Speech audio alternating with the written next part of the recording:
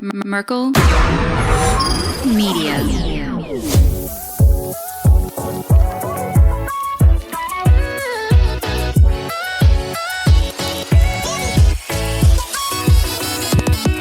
All right, welcome to a Quick Hitter Friday. What's that? I don't freaking know. That's just what I'm calling it. What's up, guys? Yo. I'm in studio here with Joel and Sean. Now, these are the guys that come into the studio, and they both have first and last names that are first names. I find that very interesting. We have Joel Thomas from Van Tesla, and we have Sean Chris from Sean Chris. No, I'm just kidding. from Kill The Mockingbirds. Now, Kill The Mockingbirds is a podcast that you started how long ago? 2 years ago. Two years ago? Mm-hmm. And for the most part, or was it the whole existence of that show? What were you flying solo? Off and on. Off and on. Okay. Yeah. So when you started that show, you wanted to have a co-host from the beginning. You were just looking for one. Yeah, I just needed someone to fit. Gotcha. And you're coming up on almost 100 episodes, and you finally found your marriage partner there. Yes, sir. All right. So these two guys here. So we got Joel from Van Tesla here, and he also teamed up with Sean to start the whole podcasting game. Now, many people out there know who Joel is from the show. You've been on the show several times, and you are somebody who I felt should always be podcasting, and I'm really glad that you're working with him. You came to me and said, "Hey, can I get on the Confessionals as your co-host?" I said, "Get out of here, bro. That's my money." Trying to sneak in here and take food off my kid's table here. No, I'm playing. That conversation never happened. But I have had people email me asking to be co-hosts. I'm like, I don't even know who you are, you know? So and I've never asked for a co-host. I never wanted one. So anyways, before I get too far off track, the reason why we're doing the Quick Hitter Friday here is because today you are releasing a song. In fact, it's out right now. And what is the song titled? 30 Hours to Utah. 30 Hours to Utah. And actually, Sean is on that song. Yeah, he's guest featured on it. So you guys were on that song together, and obviously people know that Joel is a musician. That's what we brought you on. Episode 331, Devils in the Music is what I called it, right? That's right. Yeah. And now, Sean, you're a musician as well. Correct. So it's crazy. You guys are podcasting together, making amazing magic on the podcast front, and also making great music together. Now, the reason why we're doing this is because, Joel, you've been coming out with music since I've known you. Like, it seems like every other week you're dropping another single. Like, hey, man, I'm dropping another single. I'm like, oh, really? How unique, you know?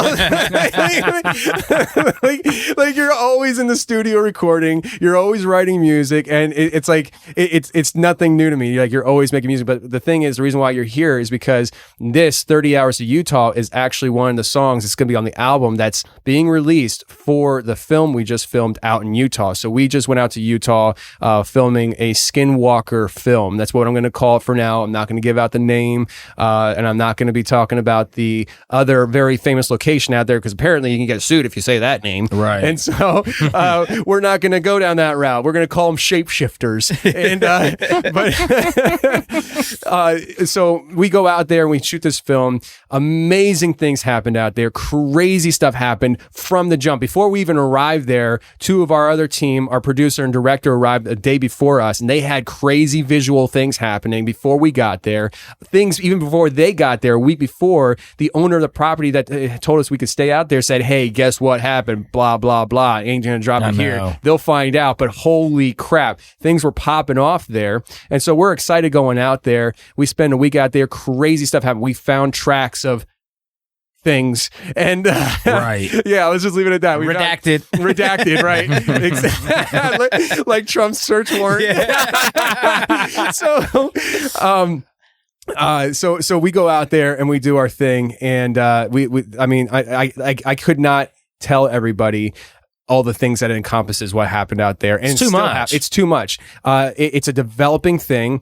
The film is going to drop this fall. We're still filming. Like, me and Christian still have to fly out to Vegas and then probably go to San Diego, because we're doing some interviews, hopefully with a couple whistleblowers. Which are going to be good. Oh, I mean, anytime you have a whistleblower, it's like, yeah, I'm down for that. Well, we kind of had a couple too already that we met with when we were out there. I was actually just texting with him, the DOD guy. Yes. And he said he might come in studio with me to sit down and talk and stuff.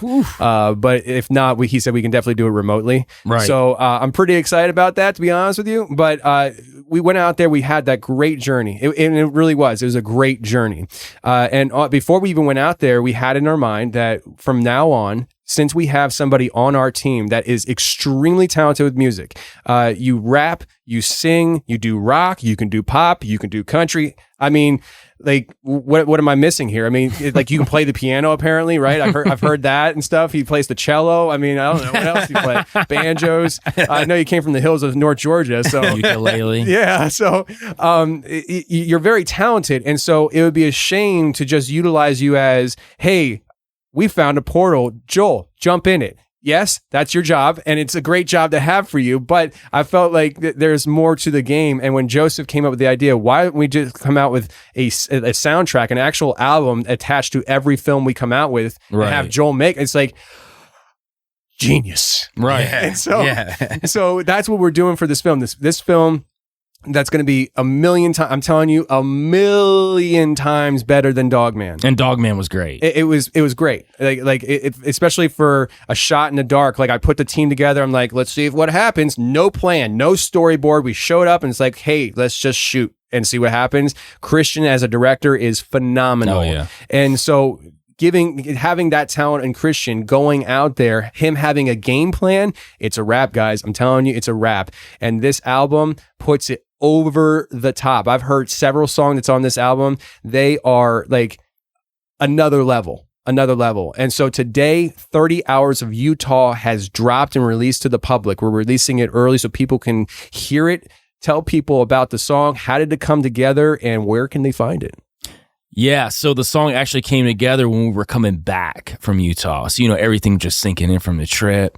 And, my whole mind frame when I was putting together the soundtrack was I wanted to soak in the trip first. I didn't touch anything. I might have had a few beats like I was playing around with or some instrumentals, but I wasn't doing anything until I got back, because to me, it didn't make any sense to start doing anything, because how could I, make something that was based on this trip if I didn't experience the trip first. Right. So for me, coming back home and just being able to put that together in words, and this is going to be a soundtrack in the truest sense. Like, these songs hold weight on their own. They're not, you're listening to a song like a jingle or it's something like that. These songs mean something to me personally. I just use the trip as like a metaphorical basis for what I did.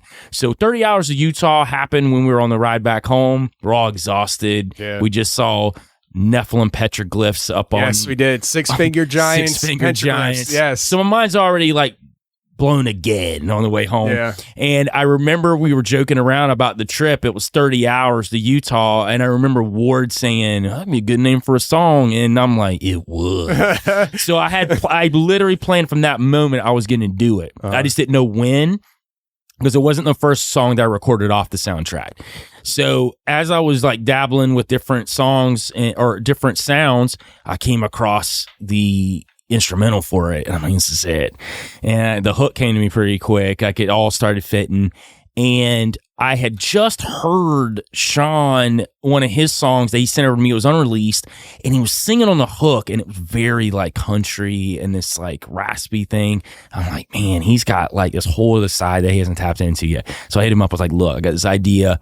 I want you to do a verse to it, but I want you to do this. He's like, yeah, I got you, man. So like 3-4 days later, he sends me a verse, and it's gold, and it fit perfect. We get in the studio, we mix, master everything, it comes back, and then we got this like gem. It's a gem. It's an absolute gem. Like, I when I heard it, I just repeat. You know, and I was listening to it in the truck on the way over to the studio today. I was 30 hours to Utah. Like, I just butchered it. Like, people are like, oh, I don't want to hear that. Trust me, you want to hear it, okay? There's a reason why I'm not the recording artist. I actually dabbled with rapping back in the day and stuff. I just wasn't good at it. I did rap in front of 500 people though once. Hey. Yeah. It was my first time rap. Let me tell you this. I was in college, right? Right. And I was actually married, and it was my short stint where I got married. I started working and stopped going to college. And I was like, hey, let me go back to college, right? Well, it was Bible college, and they were doing this thing. I don't even remember what it was, but my one professor was heading it up. And I said to him, I said, are you looking for anybody to do any kind of entertainment stuff? And he's like, yeah, absolutely. And I was like, hey, I'm a rapper and stuff. Would you? And he's like, really? And I said, yeah. Now, mind you, I never rapped in front of anybody before. I had like 1 or 2 recordings and like. But it just shows the kahunas that you had back then. Like, if people are shocked that you're successful now, like, you hadn't even rapped in front of anybody else, like, I'm a rapper, put me out there right now. Like I literally recorded 1 or 2 songs within like a month period or 2 months period. Like, I was new. Like, I was trying to figure this out, right? Like, I would spend like a week or 2 trying to write a song. It was like, what rhymes with what? You know what I mean? Like, I had no idea, right? And he's like, you're a rapper? I said, absolutely. And he's like, yeah, I would love to have you. And I said, great. And so we booked it all up and stuff, and we were talking, and he said something to me a few weeks later, referencing about like he's so happy that he has somebody who has experience rapping to do this on stage. And I just kind of like skirted it because he's my professor at like a Bible college. I don't want to lie to him, so I was just like skirt, and I was just like, so how about the Eagles, And so I was like, yeah, let's stop talking about music, I talk about music all the time, bro. More out. And so it was like the day before the concert, and I just felt like this conviction, right? And so he brings it up again about how he's so excited that somebody and I was like, yeah, this is actually my first time performing. And he's like, wait, you've never done this before? I said, no. And he's like, you could tell he wanted to take me off the whole thing. But it was too late. It was too late. Like he already promoted it and everything. Oh my God. And so I was like, here we go. And so I go in there. I didn't know how big the crowd was going to be, right? Well, I had an idea it was going to be pretty big. Yeah. I didn't know 500 big. I thought maybe like 100 people and stuff. Yeah. And so I saw the crowd. I was like, dude, all right, time to blow up and glow up, So, This is it. I go up there and stuff, and I'll tell you what, I went up there and I hear my soundtrack come on, and I had a very brief moment where I blanked out. Like it was like almost like a blackout. I was like, I can't believe I'm doing this, and like my body just kind of took over, and I started going and stuff. And I had my friend Chaz hop up there and just kind of ad lib with me and stuff to keep me going. And it went great. It really did. It went great, and like people afterwards were trying to talk to me and stuff. I was like, oh, this is kind of crazy. You know what I mean? And then I did another show for a small group, right? It was like a church youth group kind of thing, like maybe like 50 kids. And I was up there. I couldn't hear my instrumental real good. And I lost track of it where I was in my song. Because I lost track of where I was in my song with the rhythm and everything, I forgot my lyrics. I was just like,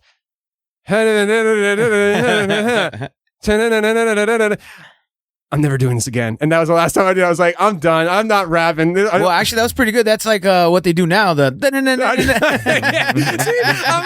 a trendsetter. I'm a trendsetter. Before your time. Oh, man. But yeah, so that was like my short stint with rapping and stuff. I did produce instrumentals for a while in college. They weren't good and stuff, but I did it.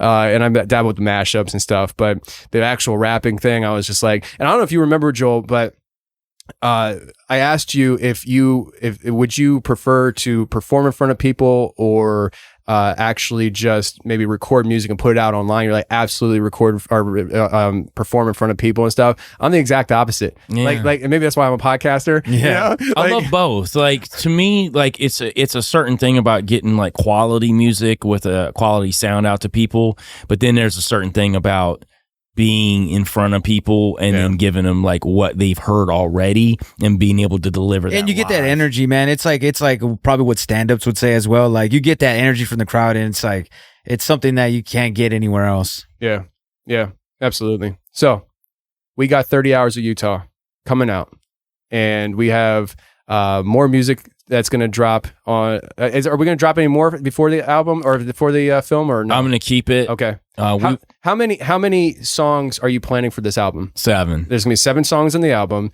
How many are recorded right now? 6. 6. So you have one more to record. One more. And didn't you say you're going to be doing that soon? Yeah, in like a week. In about a week and stuff. So people can look forward to that. We're going to be dropping an album with this film. I'm really excited about it. I'm excited that I have guys around me in my inner circle that are so talented. You know, like for me, guys, like straight up, like I really believe that God has blessed me and this whole endeavor and put me off in a direction on purpose. Yeah. And I haven't had to try too hard of getting people around me. People have come to me, and the right people have come to me. And I just kind of believe that God has been bringing people my way over the last couple years. Yeah. For the first 5 years, it was just me by myself, kind of solo grinding, and just I knew we can get into this on your other podcast, because we're actually, after this recording, we're going to record a show for you guys on your podcast. We'll get that in a second. But I just want to say I'm very grateful for this team that I have. Ward, Christian, Joel, Jack, Joseph, like the whole crew. If I missed anybody on that crew, I think I got all you guys, right? Yeah. 1, 2, 3, 4. Yeah, that's it. But I'm just so grateful for that, because everybody, like, you guys came in on your own time, as far as relationship to me, and it was very strategic outside of me. Like it's very apparent to me that somebody or something was strategically putting people along my path at a certain point in time to make sure this team came together the way it did.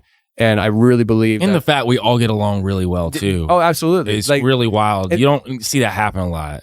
And that itself is almost like an afterthought for me, because it's like, because of how I view this whole thing coming together, it's like, of course we're going to get along. Right. Because like of how everything else went, So I'm very excited about it. And before we end this quick hitter, I want people to know where to find you guys. And then on the way out, we're going to play 38 Hours to Utah. And then they can go into links in the description of this little quick hitter, and they can go listen to it on Spotify. Where do you prefer people to listen?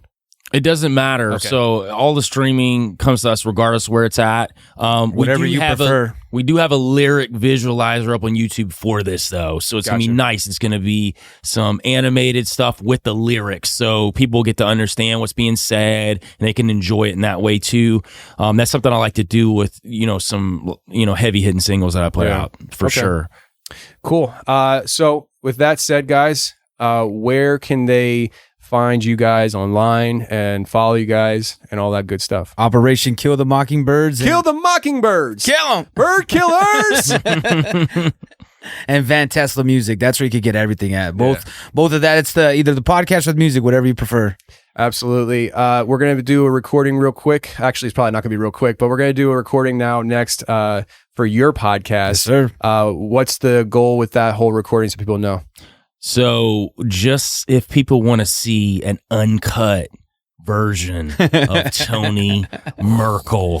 I didn't know we were getting into that. Uh-oh. This is our 100th episode. It's called Merkel Uncut. Jeez. If you want to see the pressure's mounting, the heavy hitting everything. What do you talk about on your podcast normally? Things we probably wouldn't talk about here. We go with news, paranormal, and conspiracies. Okay, yeah, we talk about everything. Gotcha. We have a That's a great myriad way to go about it. We have a myriad of people that we have on the show, guests. So it's not just one thing, but we do delve into a lot of topics that some people may be uncomfortable with. We're okay with that, though. That's who we are. That's if anybody's heard my music, they know what I feel about the world today. It's a woke summer. Listen, like people. There's certain songs of yours that I will send to people, and because they'll be like, "Oh, I love Van Tesla. I love Joe." I'm like, "Have you heard all his music?" And they're like, "No, I just heard Head in the Clouds." I'm like, here's Woke Summer. Tell me if you still like him. Because like if you still like him after Woke Summer, then you like Van Tesla. Yeah. But if that hurts you in any emotional way, you should probably stop at Head in the Clouds. Stop right there. just enjoy Head in the Clouds, and that to keep your head in the clouds. Your brother told me, he was like, your first line on that song. He's like, oh my God. He's like, I heard it, and I'm like, he just say that. I'm like, listen, when we wrote that song, we were putting it together because Sean's on it too with me and Quan. When we first did it, I was like, I'm getting first verse, guys. I'm just like, and Quan already knew. He was like, oh God, Quan knows. Yeah, he's like, I already know, man. He's like, I just hope they can get to mine. Like, he's like, they're gonna cut it off early, and I'm like, I'm gonna get out the first line, and if they want to get off the train, they can get off early. Like, you don't have to hang around too long to get bamboozled. But the good thing is the music, all of it is so good that you don't know what they're saying. So sometimes people will be bobbing their head to it, and like I'm like, hey, you know what they're saying. Yeah, you don't know. They're talking code. You know? But there is no code talking when it comes to this album. It is all about Utah and our trip to Utah. Correct. The artistry is absolutely phenomenal. 30 Hours to Utah, world premiere today. Let's get to it.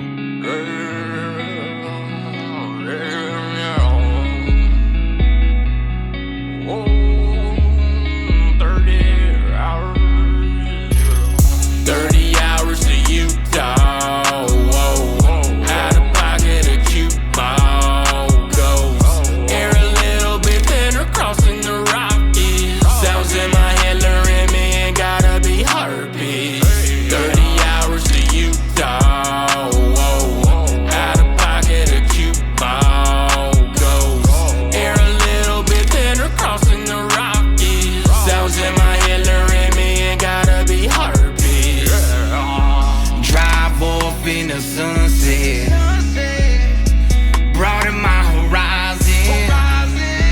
Lay low, you might get noticed, but trouble knows where to find him. Blaze down a dirt road, feel the heat of the night. Which way do I go? Eating all the Lucy inside. 30 hours to Utah. Whoa. Out of pocket, a cute ball goes. Air a little bit thinner, crossing the Rockies. Sounds in my head, luring me, ain't gotta be heartbeat. 30 hours to Utah. Whoa. Out of pocket, a cute ball goes. Air a little bit thinner, crossing the Rockies. Sounds in my head, luring me, ain't gotta be heartbeat. Straight through this desolation, mountains in the distance seen it. Trouble seems to follow me, that's why I pack my Nina. Orange mixed in the horizon, Texas margarita. This road is long, can't wait to put my feet on. I'm just existing, my thoughts conflicting. Paradox shifting, what is resistance? What is transmitting? Always persisting, no coexisting. We're in remission.